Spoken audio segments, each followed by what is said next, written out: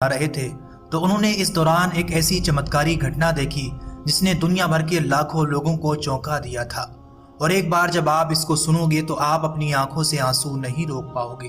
ایک ایسا اس انجینئر کا آنکھوں دیکھا معجزہ تھا جسے سننے کے بعد یقین مانو آپ کا ایمان تازہ ہونے والا ہے، اس لیے اس ویڈیو کو آپ نے اینڈ تک ضرور دیکھنا ہے۔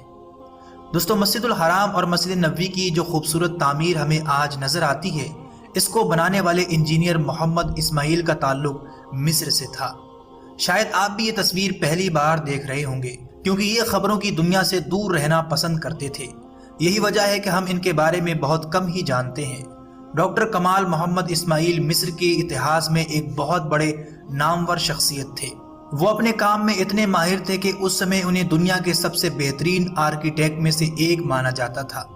جب مسجد حرم اور مسجد نبوی کی تعمیر کا وقت آیا تو اس وقت سعودی عرب کے راجہ کنگ فہد نے کہا کہ مجھے دنیا کا سب سے بہترین آرکیٹیکٹ چاہیے، اور پھر دنیا کی سب سے ایتہاسک اور مقدس جگہوں مسجد الحرم اور مسجد نبوی کی تعمیر کے لیے محمد کمال اسماعیل کو چنا گیا۔ پوری دنیا میں تلاش کرنے کے بعد پایا گیا کہ ڈاکٹر محمد کمال اسماعیل سے بہتر کوئی نہیں تھا، اور اس طرح انہیں یہ کام کرنے کے لیے چنا گیا۔ اس دوران جب دوستو انہیں پیمنٹ کے طور پر راجہ کی طرف سے لاکھوں ڈالر دینے کی پیشکش کی گئی تو انہوں نے اسے لینے سے صاف انکار کر دیا۔ انہوں نے کہا کہ میں دنیا کے دو سب سے مقدس جگہوں پر کام کر رہا ہوں، مجھے بدلے میں پیسے نہیں چاہیے، بس اس کا انعام میں اللہ سے چاہتا ہوں۔ اس پروجیکٹ پر دوستو 100 بلین US ڈالر سے بھی زیادہ خرچ ہوئے تھے۔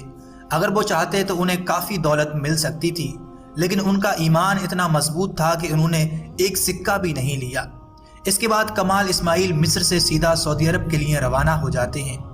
اللہ نے انہیں ان دونوں مقدس جگہوں کی تعمیر کے لیے چن لیا تھا۔ آپ کو جان کر حیرانی ہوگی کہ مسجد الحرم میں لگے ان سفید پتھروں کے پیچھے کی ایک انوکھی کہانی ہے۔ یہ پتھر بہت قیمتی ہیں اور دنیا میں صرف ایک ہی جگہ ملتا ہے، وہ ہے یونان۔ مسجد الحرم کے فرش کے لیے ایک خاص سفید ماربل کی ضرورت تھی، کیونکہ وہاں کی گرمی کا ٹمپریچر بہت زیادہ ہوتا ہے، اس لیے ایسا پتھر چاہیے تھا جو گرمی کو جذب کر کے سطح کو ٹھنڈا رکھ سکے۔ یہ پتھر پوری دنیا میں صرف یونان کی ایک چھوٹی سی پہاڑی میں دستیاب تھا۔ ڈاکٹر کمال کو ٹھیک معلوم تھا کہ ایسا نایاب پتھر کہاں مل سکتا ہے۔ ڈاکٹر کمال سعودی عرب سے فلائٹ لے کر سیدھے یونان جاتے ہیں اور مسجد الحرام کے لیے تقریباً آدھا پہاڑ خریدنے کا معاہدہ کر لیا۔ یہ پتھر مکہ پہنچا اور حرم شریف میں اس کو لگانے کا کام بھی مکمل کر لیا گیا۔ دوستو، مسجد الحرام کی تعمیر مکمل ہونے کے 15 سال بعد سعودی بادشاہ نے ڈاکٹر کمال سے مسجد نبوی میں بھی وہی پتھر استعمال کرنے کی فرمائش کی۔ ڈاکٹر کمال پریشان ہو گئے، کیونکہ وہ جانتے تھے کہ یونان میں بقایا پتھر کا صرف ایک ہی حصہ ہی اس وقت بچا تھا، وہ بھی کسی نے اب تک خرید لیا ہوگا۔ یونان جانے پر انہیں معلوم ہوا کہ ماربل تو کب کا بک چکا تھا۔ انجینئر کمال نے کہا کہ مجھے اس شخص کا پتہ بتاؤ جس نے بقایا تمام ماربل خریدا ہے۔ اس ماربل کمپنی کے کرمچاری نے کہا کہ ہمیں پرانا ریکارڈ تلاش کرنے میں کچھ وقت لگے گا، ایسا کرو تم اپنا نمبر ہمیں دے جاؤ۔ انہوں نے اپنا فوراً نمبر اور ہوٹل کا پتہ دیا اور وہاں سے چلے گئے۔ جاتے ہوئے من ہی من میں سوچ رہے تھے کہ اللہ خود انتظام کر دے گا۔ ہوٹل جانے پر انہیں ایک کال آتی ہے اور بتایا جاتا ہے کہ اس پورے ماربل کو خریدنے والی کمپنی ایک سعودی کمپنی ہے۔ یہ سن کر وہ بہت خوش ہوئے اور فوراً سعودی عرب پہنچے۔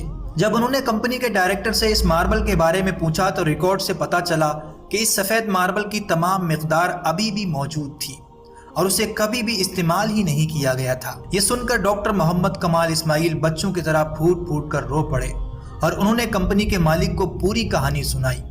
مالک کو جب پتا چلا کہ یہ ماربل حضرت محمد صلی اللہ علیہ وسلم کی مسجد نبوی میں استعمال ہونا ہے تو اس نے 1 ریال بھی لینے سے انکار کر دیا۔ مالک نے کہا کہ اللہ نے یہ ماربل مجھ سے خریدوایا اور پھر میں بھول گیا، جس کا مطلب یہی تھا کہ یہ ماربل مسجد نبوی کے لیے ہی استعمال ہونا تھا، اس لیے اللہ نے اب تک اس کو بچا کر رکھا۔ یہ وہی مسجد نبوی ہے دوستو جس کی تعمیر خود حضرت محمد صلی اللہ علیہ وسلم نے اپنے مبارک ہاتھوں سے کی تھی۔ یہ وہ جگہ ہے جس کی ایک اینٹ خلفائے راشدین حضرت ابو بکر صدیق، حضرت عمر رضی اللہ تعالیٰ عنہ نے اپنے ہاتھوں سے رکھی تھی۔ وہ کتنے خوش قسمت لوگ ہیں جن کو اللہ نے اپنے 2 مقدس مقامات کی تعمیر کے لیے چنا۔ یہ معجزہ ڈاکٹر کمال اسماعیل کے نیک جذبے اور مضبوط ایمان کا نتیجہ تھا۔